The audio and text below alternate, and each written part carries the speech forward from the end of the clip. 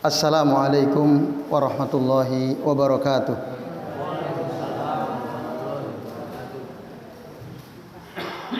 Alhamdulillah.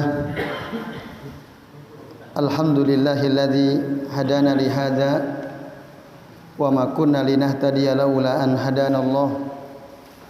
Asyhadu an la ilaha illallah wahdahu la syarikalah wa asyhadu anna Muhammadan abduhu wa rasuluh. Allahumma salli wa sallim wa barik ala Muhammad wa ala ali Muhammad kama sallaita wa barakta ala Ibrahim wa ala ali Ibrahim fil alamin innaka Hamidum Majid. Amma ba'du. Bapak-bapak dan ibu-ibu serta jamaah sekalian, rahimani wa rahimakumullah. Alhamdulillah pada malam ini kita bisa berjumpa kembali ya untuk melanjutkan ngaji kitab Shahih Fiqh Sunnah karya Syekh Abu Malik Kamal bin As-Said Salim hafizahullah taala. Dan pembahasan kita pada kesempatan kali ini Bapak Ibu membahas ya, insyaallah kita akan membahas tentang talak atau cerai yang diucapkan karena keliru gitu ya. Tidak sengaja mengucapkan kata cerai. Setelah sebelumnya kita membahas tentang syarat-syarat terjadinya perceraian dari pihak laki-laki ya. Yang kemarin kita sudah bahas itu ada 4 ya. Yang pertama, saya ulangi ya, pembahasan sebelumnya sebelum kita memasuki pembahasan baru, bahwa ya, syarat yang harus dipenuhi oleh seorang suami yang menceraikan istrinya itu ada 4 ya. Satu, dia memang sudah betul-betul jadi suami bagi si istri yang dia ceraikan. Yang kedua, balik. Yang ketiga, berakal. Yang keempat, sengaja. Al-qasdu wal ikhtiyar ya, sengaja dan memang itu pilihannya dia. Nah sekarang bagaimana jika tidak sengaja, atau dalam bahasa Arab disebut tolakul mukhti, tolaku al mukhti'i, cerai yang diucapkan oleh orang yang keliru gitu. Dia tidak bermaksud mengucapkan kata cerai, tapi yang keluar dari lisannya cerai. Kalau dalam bahasa Arab misalnya ada seorang suami, dia mengatakan anti tahir gitu ya, anti tahir, kamu suci gitu ya. Ternyata mulutnya malah mengucapkan anti talik gitu ya. Kan tahir talik dekat gitu ya. Misal, nah, maka berarti dia salah tuh. Gitu ya. Apalagi memang aduh maaf tadi saya keliru. Akhtatu fi al-lafaz gitu. Saya keliru dalam melafalkan. Bukan maksud saya mengucapkan anti talik tapi anti tahir gitu misalnya. Nah, maka bagaimanakah hukum ucapan seorang suami kepada istrinya anti talik tapi tidak bermaksud karena keliru dalam ucapan? Ini Bapak Ibu dan jamaah sekalian ya. Kalau dalam bahasa Indonesia ada nggak kemungkinan keliru dalam bahasa kita? Tadinya bukan ngomong aku cerai kamu, tapi maksudnya apa?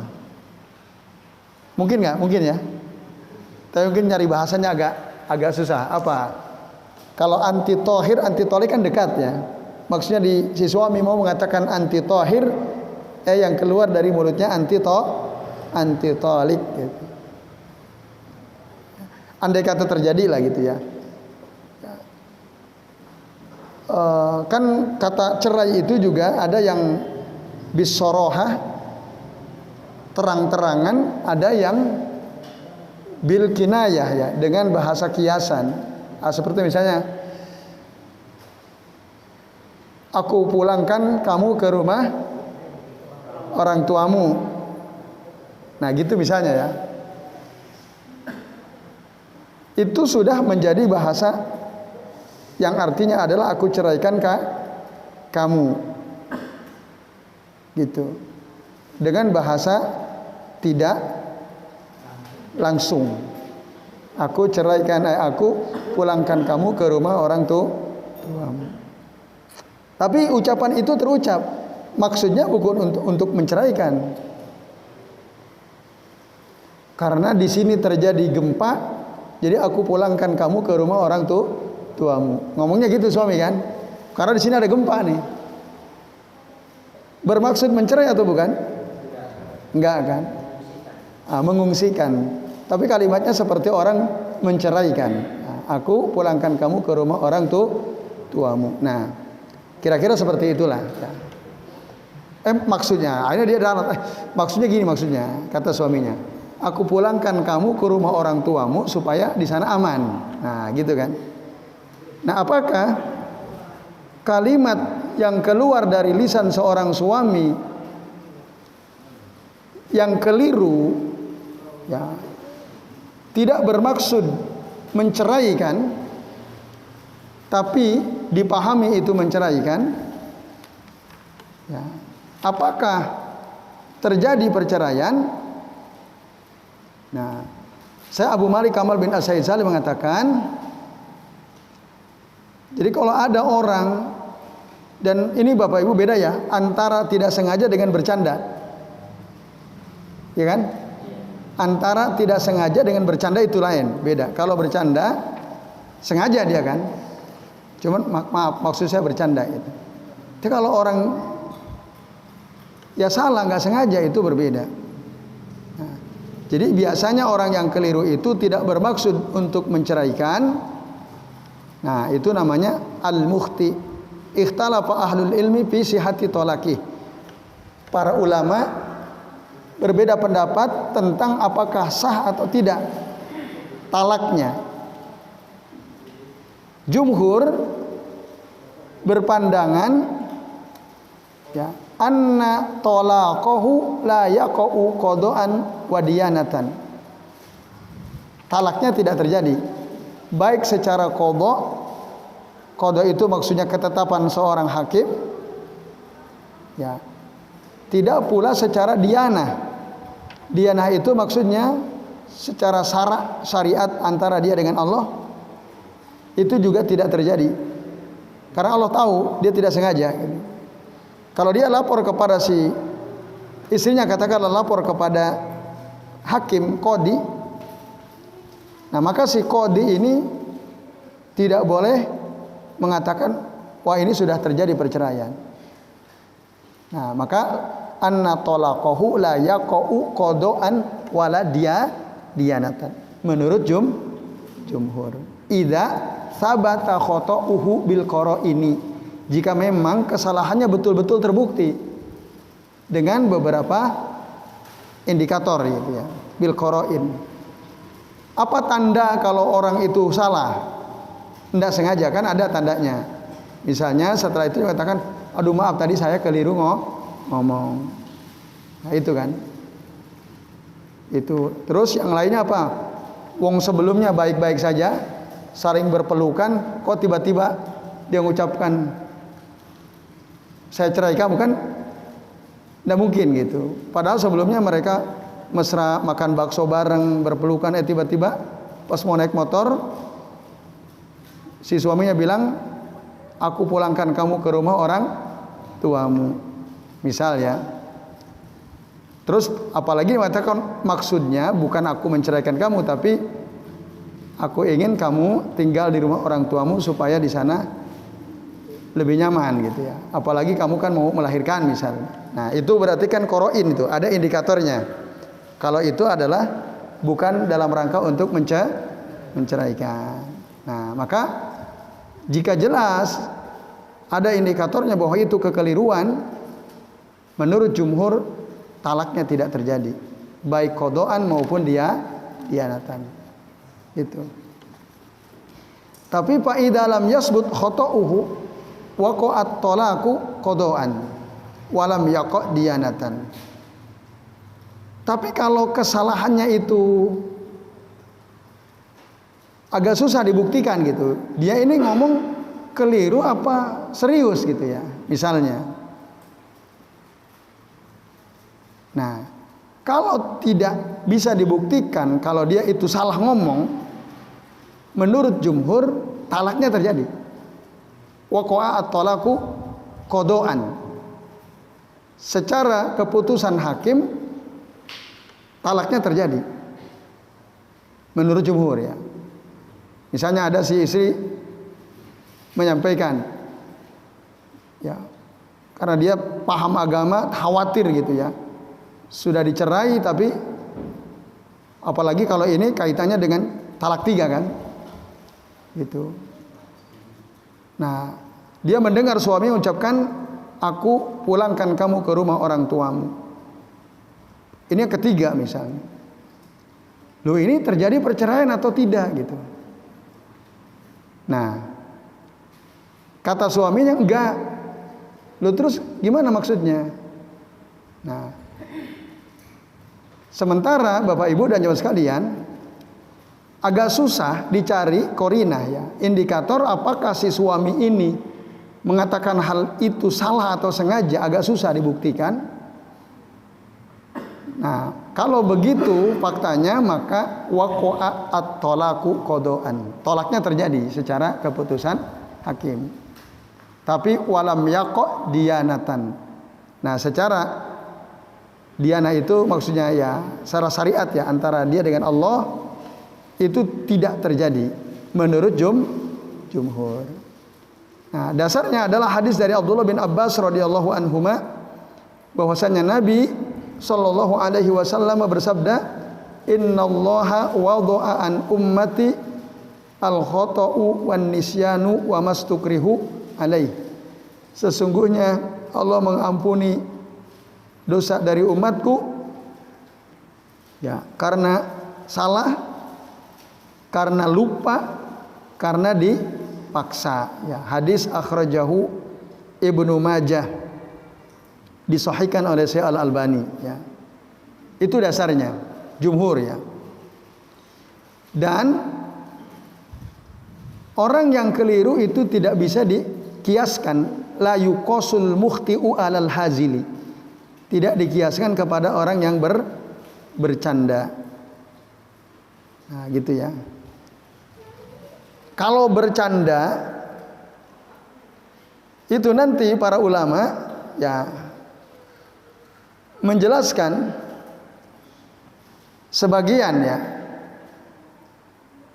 kata cerai diucapkan dengan bercanda, terjadi itu perceraian. Tapi beda dengan keliru gitu.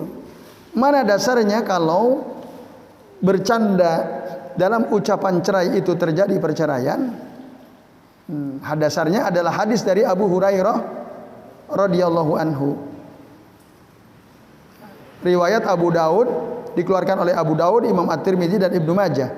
Salasun jidduhunna jiddun wa hazluhunna jiddun. Yang dulu pernah ditanyakan Pak Wikan ya. Ada 3 perkara yang sungguh-sungguhnya terjadi, bercandanya pun terjadi, yaitu an-nikahu wat talaqu war raj'atu. Yaitu nikah, talak dan rujuk. Mau bercanda, mau serius ya terjadi. Gitu. Itu dasarnya. Kalau bercanda itu perceraian terjadi. Misalnya seorang suami bercanda kepada istrinya, aku cerai kamu loh. Cerai kamu, misalnya bercanda. Nah, itu terjadi ya kok. Karena tadi salasun jidduhunna jiddun wa hazluhunna jiddun, an-nikahu wat talaqu war raj'atu. Nah, hanya saja para ulama berbeda pendapat apakah hadis ini sahih atau tidak. Syekh Al-Albani termasuk di antara ulama yang mengatakan hadis ini sahih. Ya, hadis ini sahih. Tapi ulama lain ya, seperti Ibnu Hazm Az-Zahiri, beliau mengatakan hadis ini makzub ya, didustakan. Ya, dalam kitab Al-Muhalla asar. Bahkan di lain kesempatan beliau katakan wahin la yasihu. Ini hadis lemah, tidak sahih kata beliau.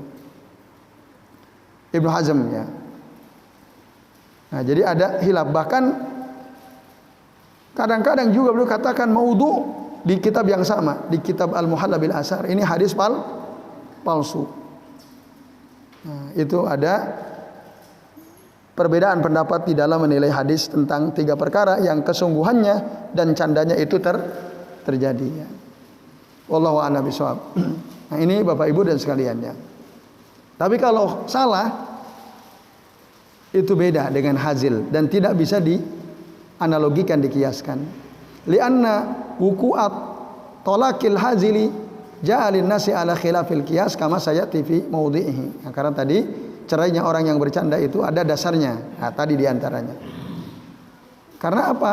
Al-hazilu qasada al-lafdha fastahaqqa al-uqubata bi khilafil mukhti. Orang yang bercanda itu dia memang bermaksud kan mengucapkan itu. Ya atau tidak? Emang dia mau ngucapin itu, tapi bercanda. Oleh karenanya dia berhak untuk mendapatkan hukuman. Nah, ya terjadi perceraian, beda dengan orang yang salah tidak sengaja gitu. Itu menurut jumhur. Sementara menurut Abu Hanifah, menurut mazhab Al-Hanafiyah, yaqa'u talaquhu qada'an sawa'un sabata khata'uhu amla. Terjadi perceraian secara qada, keputusan hakim sama aja. Apakah betul-betul tetap terbukti kekeliruannya atau tidak gitu. Terbukti dia keliru atau tidak ada bukti kalau dia salah ngomong gitu ya. Itu terjadi secara qada wala yaqa'u diyanatan, tapi secara diyanah tidak gitu. Nah, karena apa? Alasannya zalika li khuturati mahallit talaqi wa huwa al-mar'ah. Hal itu karena ya membahayakan ya, orang yang ditalak, yaitu perempuan tadi gitu. Yang kedua, kalau ucapan orang yang salah itu tidak dianggap, nah ini akan membuka pintu al-iddia bidzalika bi ghairi haqqin litahallus min wuqu'i at-talaq. Akan membuka pintu ya suatu pengakuan tanpa hak untuk berlepas diri dari terjadinya perceraian. Wa huwa dzari'atun yajibu sadduha. Ini adalah jalan yang bisa membuka ya kepada kerusakan atau kemaksiatan yang wajib ditutup. Itu. Artinya jangan sampai orang itu keliru, karena kalau keliru tidak dianggap tadi akan membuka pintu jariah, membuka, maka harus yajibu sadduha. Ada istilah saddu zariah, kaidah dalam kaidah fikih itu menutup segala pintu yang bisa menghantarkan kita kepada kerusakan atau kepada kemaksiatan. Itu khilaf di antara para ulama tentang apakah kata cerai yang diucapkan oleh orang yang keliru itu terjadi atau tidak. Menurut jumhur tidak, tapi menurut mazhab Al-Hanafiyah terjadi. Wallahu a'lam bishawab. Ya intinya kalau kita kalau bisa jangan salah lah. Ya, jangan sembarangan dengan kata-kata talak atau cerai. Ya. Itu. Lalu pembahasan berikutnya Bapak Ibu, talaknya orang yang dipaksa. Apakah ada khilaf? Jadi seorang laki-laki dipaksa untuk menceraikan istrinya. Lalu dia ucapkan aku cerai engkau. Apakah terjadi perceraian? Dia dipaksa. Mayoritas ulama berpandangan ya seperti Al-Imam Malik, Al-Imam Asy-Syafi'i, Al-Imam Ahmad, Imam Al-Auza'i, Imam Ishaq, Abu Thawr, Abu Ubaid, wa ta'ifatun minas salaf. Dan ini berdasarkan riwayat dari Umar, Ali, Abdullah bin Abbas, Ibnu Umar, Ibnu Zubair radhiyallahu anhum ajma'in. Zahabu ila adami wuqu'i talaqil mukrah. Mereka berpandangan bahwa talak dari laki-laki yang dipaksa untuk mengucapkan cerai itu tidak terjadi. Tidak terjadi perceraiannya, dipaksa gitu. Nah, bi ghairi haqqin. Nah, ila ada hum zahabu ila adami wuku itolakil mukrahi bi ghairi haqqin. Karena nanti ada orang dipaksa menceraikan tapi hak. Benar gitu. Paksaan ini benar. Nah, ini maka dibedakan bi ghairi haq, yang dipaksa tanpa hak. Nah, ini tidak terjadi menurut mayoritas ulama. Dan ini juga pendapat yang dipilih oleh Syekhul Islam Ibnu Taimiyah rahimahullah. Alasannya apa? Alasannya diantaranya adalah ayat Al-Quran. Surah An-Nahl ayat 106. Man kafara billahi min ba'di imanihi. Barang siapa orang yang kafir kepada Allah setelah dia beriman, nah, maka dia mendapatkan kemurkaan Allah, diazab, illa kecuali man ukriha, kecuali dia dipaksa untuk kufur, mengucapkan kalimat kekufuran atau kesyirikan, wa qalbuhu mutmainnum bil iman, tapi sementara hatinya tetap tenang dalam keimanan. Nah, itu tidak dimurkai Allah, tidak mendapatkan azab ya.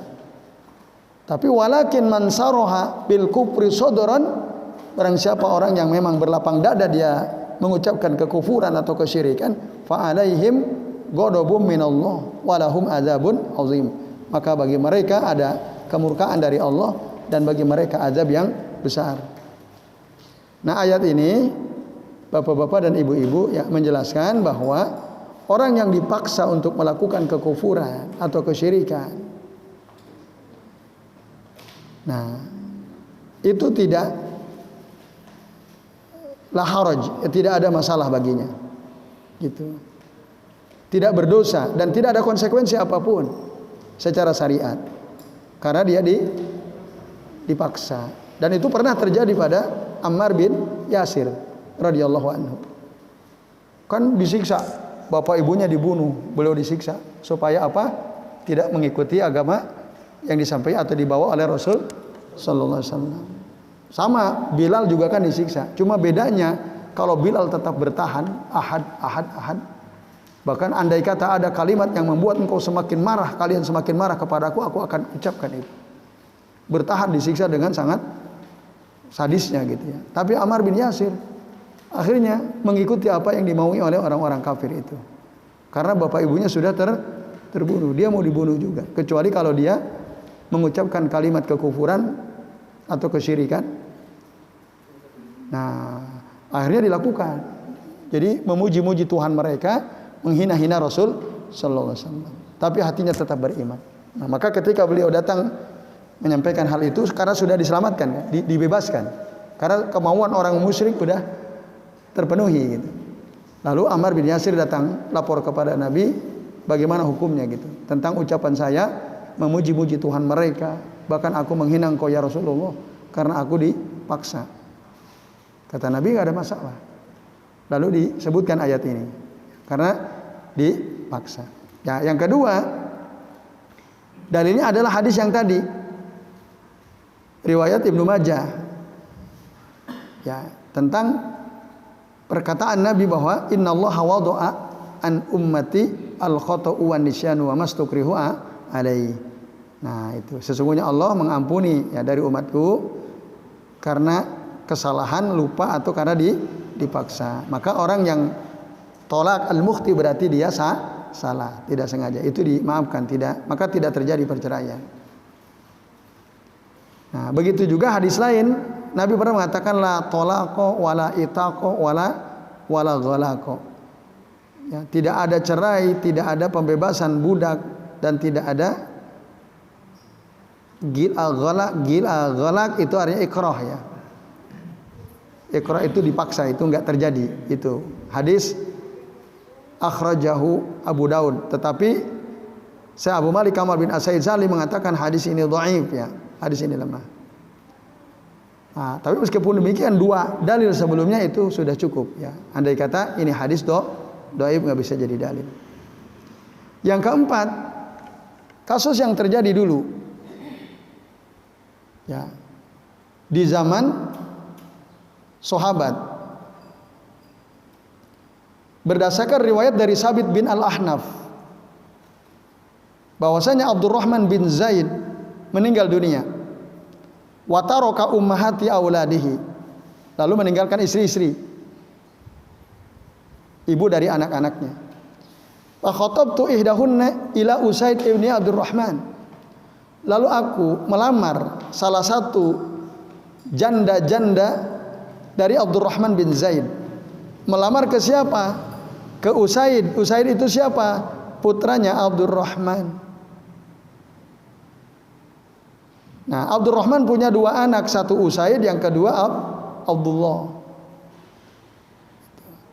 Nah, Sabit bin Ahnaf mengatakan kepada Usaid, nikahkanlah. Ya, jadi salah satu istri bapakmu itu kepadaku.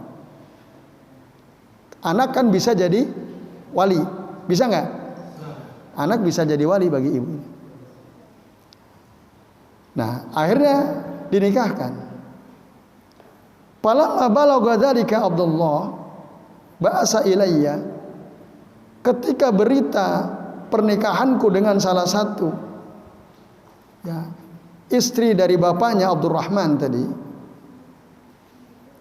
Abdullah mengutus seseorang kepadaku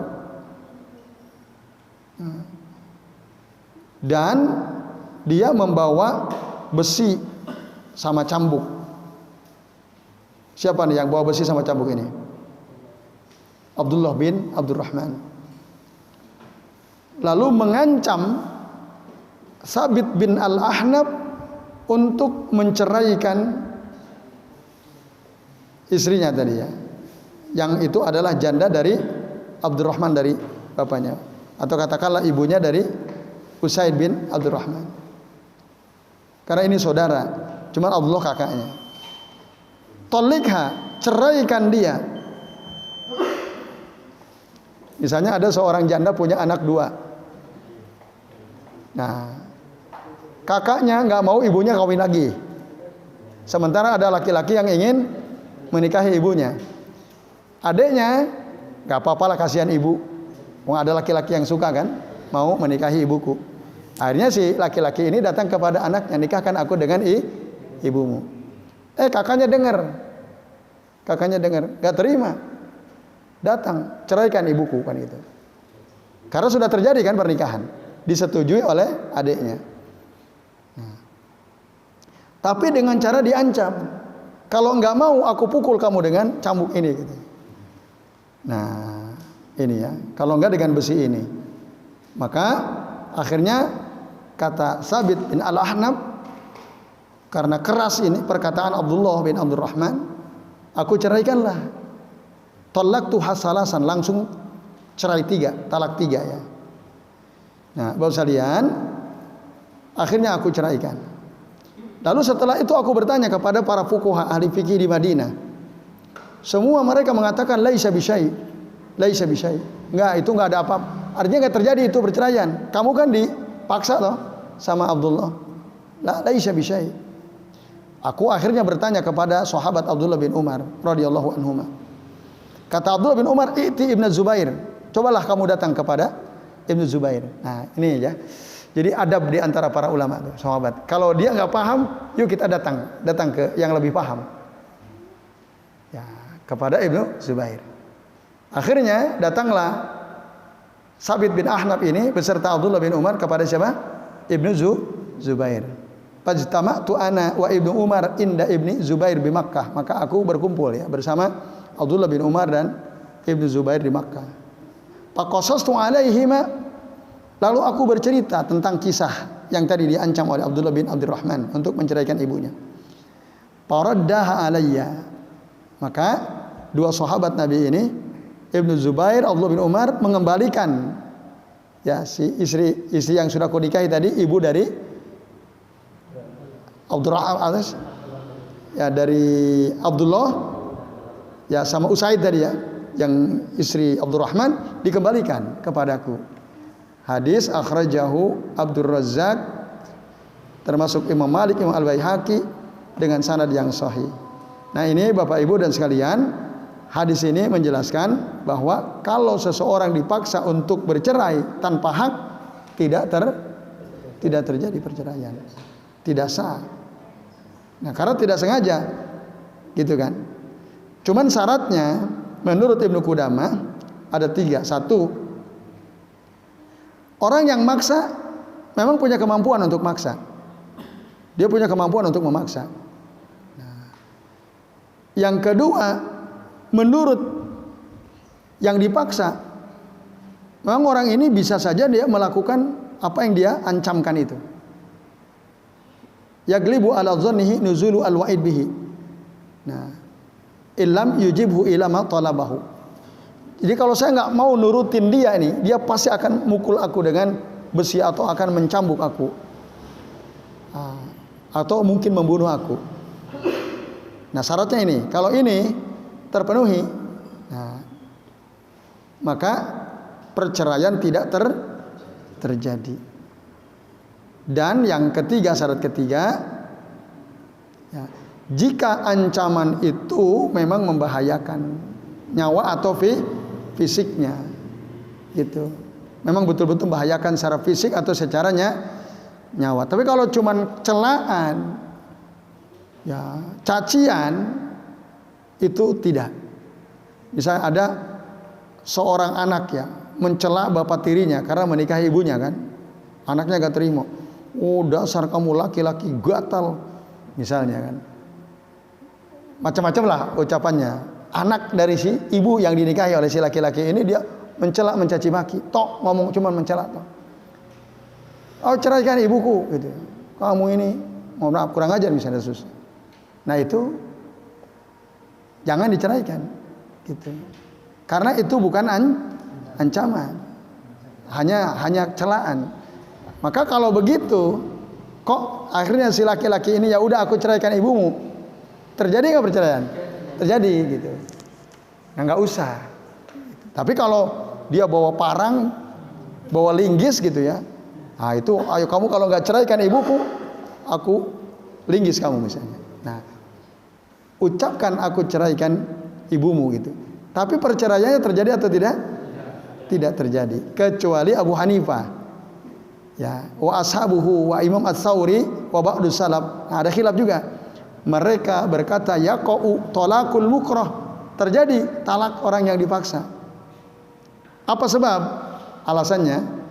Nah makanya Abu Hanifah itu disebut dengan ashabur ra'yi. Ashabur ra'yi. Jadi apalagi kalau hadis yang sampai kepada beliau misalnya dianggap hadisnya bermasalah ya. Nah, jadi menurut pendapat Abu Hanifah, dan ini sangat rasional ya Abu Hanifah, orang yang dipaksa untuk menceraikan istrinya, ya kan, arafa sarraini wakhtaro ahwanahumma. Wakhtaro ahwanahuma. Laki-laki tadi ya disuruh menceraikan istrinya kan, dipaksa.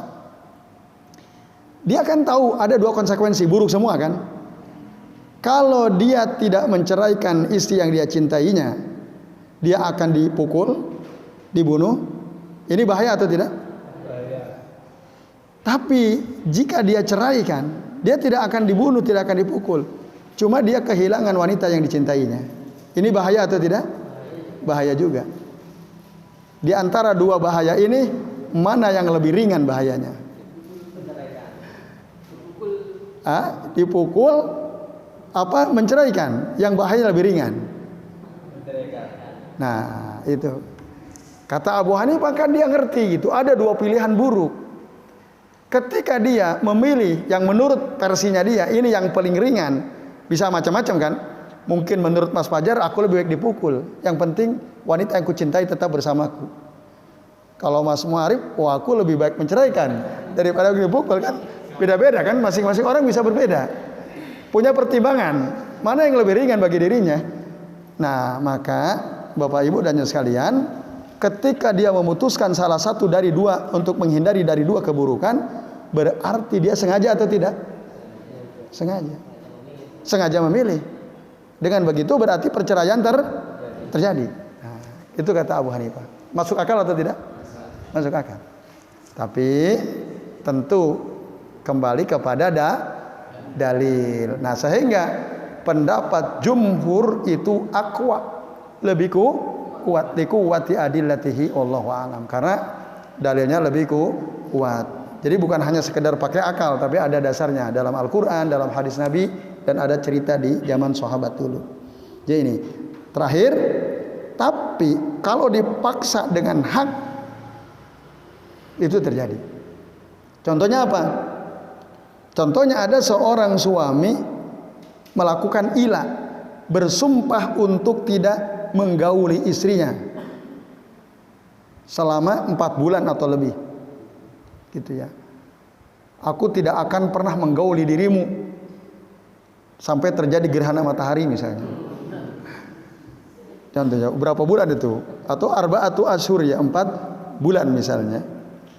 Nah, Bapak Ibu dan sekalian, maka ketika waktu yang disebutkan tadi untuk tidak menggauli istrinya,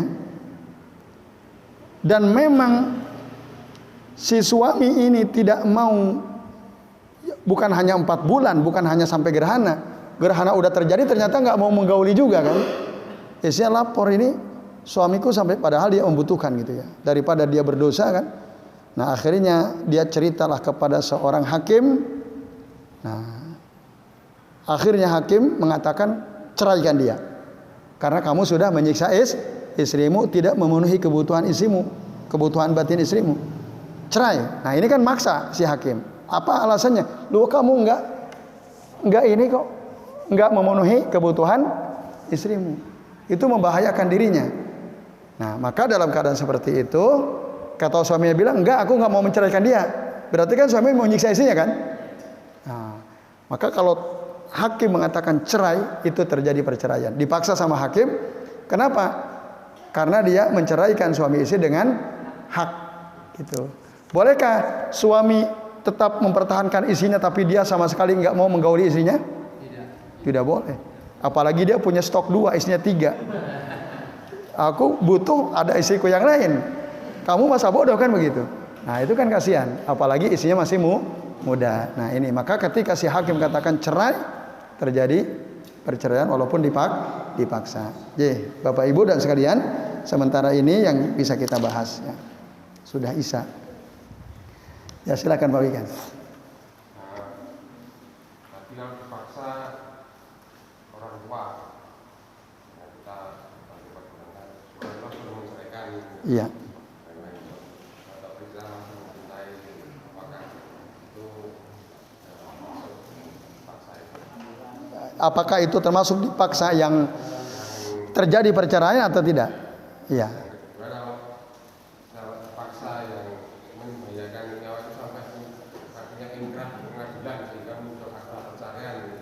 Ya. Yang kedua dipaksa terus.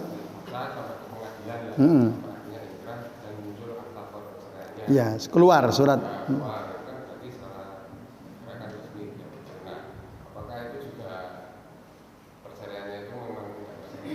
Oke. Terus yang ketiga terakhir kan. Ya. Ada kaidah ulama itu kalau persaksian orang fasik itu kan tidak diterima. Ah.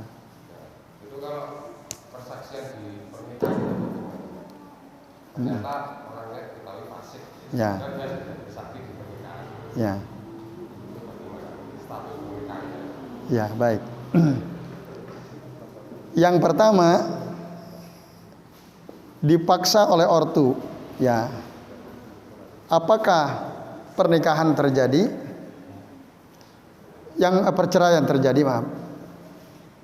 Yang pertama tentang hukum orang tua memaksa anaknya untuk cerai.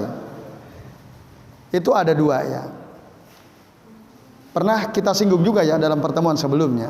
Sebagaimana dulu Abdullah bin Umar dipaksa oleh Umar bapaknya untuk menceraikan istrinya. Padahal Abdullah bin Umar mencintai istrinya. Tapi sama bapaknya suruh ceraikan.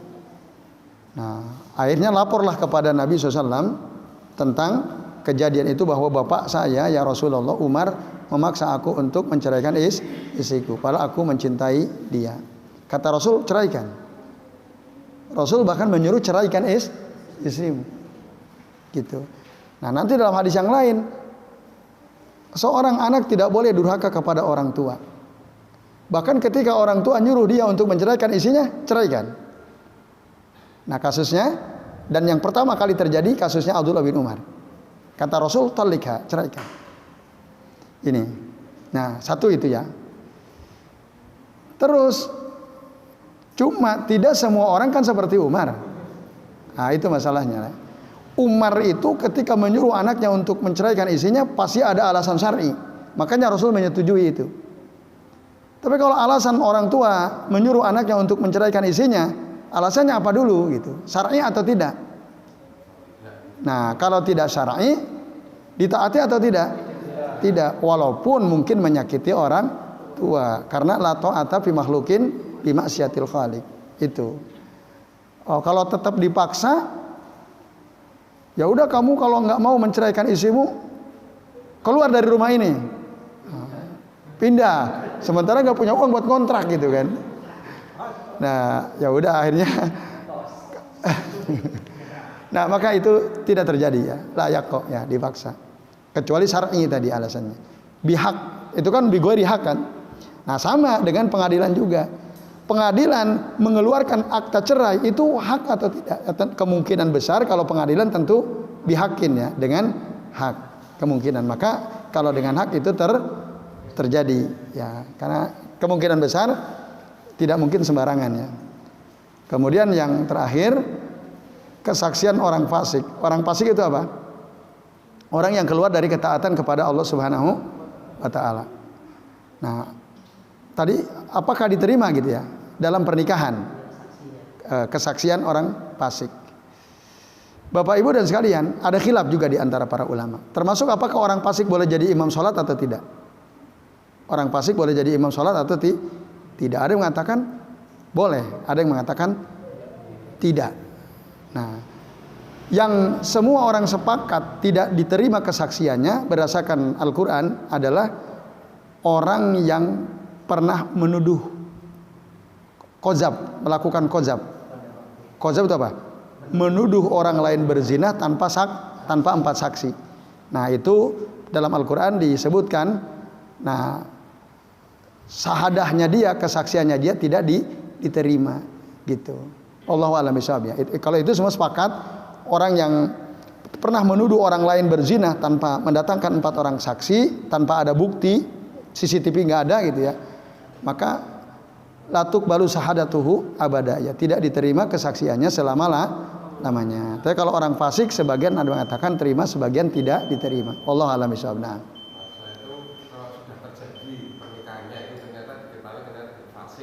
Nah berarti kalau kita mengikuti pendapat ulama yang tidak diterima, berarti apa?